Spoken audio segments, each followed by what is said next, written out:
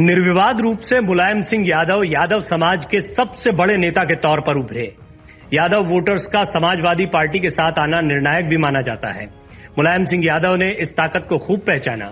अधिकारियों की भर्ती से लेकर कई मोर्चों पर सपा ने यह स्पष्ट संदेश दिया कि यादवों का उनके राज में विशेष स्थान है। यादव वोटर्स ने भी इसे हाथों हाथ लिया। इसी तरह मुल्ला मुलायम के नाम से एक समय पर मशहूर हुए सपा के संस्थापक ने स्पष्ट कर दिया कि मुस्लिम वर्ग के लिए वो कितने बड़े नेता बने। मुलायम सिंह यादव ने जब समाजवादी पार्टी का गठन किया तो अपना सियासी आधार मजबूत बनाने के लिए ये MY समीकरण बनाया। उनकी नजर यूपी के 20% मुस्लिम और 12% यादव मतदाताओं पर थी। इन्हें मुलायम सिंह यादव समाजवादी पार्टी का परमानेंट वोट बैंक बनाना चाहते थे। इसी MY समीकरण के दम पर मुलायम CM बने थे। जब नरेंद्र मोदी का युग शुरू हुआ तो सपा के हार्डकोर वोट बैंक वाले समीकरण ध्वस्त हो गए थे। 2022 के चुनाव में अखिलेश ने अपनी विरासत के साथ साथ वोट बैंक की इस विरासत का भी ध्यान रखा। ये इसी से स्पष्ट है कि मुलायम के जिताऊ MY समीकरण पर फिर लौटकर अखिलेश ने उम्मीदवारों में बड़ी तादाद में मुस्लिम और यादव प्रत्याशियों को टिकट दिए। अखिलेश अपने पिता के बनाए इसी MY समीकरण की ओर लौटते दिखे।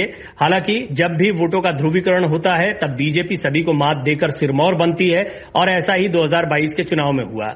दरअसल मुस्लिमों की एकजुटता ने बीजेपी को फायदा पहुंचाया क्योंकि इससे बहुसंख्यक हिंदू एकजुट हुआ और दलित, सवर्ण और अन्य सभी वोटर्स ने बीजेपी को एकजुट होकर वोट दिया।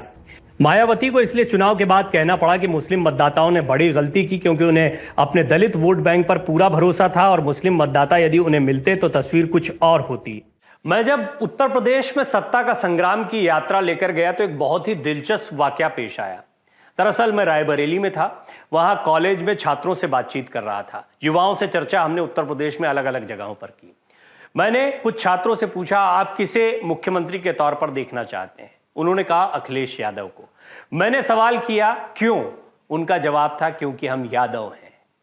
यादव होने की वजह से अखिलेश यादव को हम चुनना चाहते हैं। बहुत स्पष्टता से ये युवाओं की खासियत होती है कि वो जो कहते हैं बेलाग कहते हैं और खुलकर कहते हैं।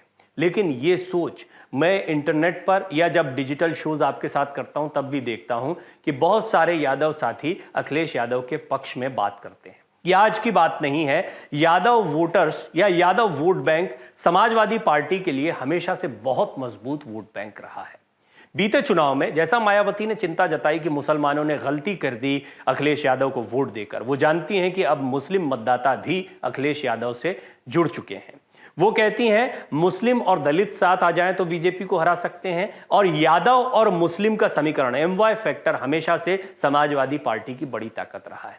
लेकिन पिछले चुनाव में यह साफ हो गया है कि सिर्फ MY फैक्टर से, जिसके बारे में जब समाजवादी पार्टी से पूछा जाता है तो कहते हैं हम महिला और यूथ को MY फैक्टर कहते हैं, यानी सिर्फ मुस्लिम और यादव मतदाताओं के भरोसे समाजवादी पार्टी की नैया पार नहीं लग सकती, क्योंकि इस बार भी उन्होंने खुलकर अखिलेश यादव का साथ दिया। इसके बावजूद बीजेपी की सरकार बनी। आने वाले दिनों में इस स्ट्रैटेजी में काफी बदलाव अखिलेश यादव को लाना होगा।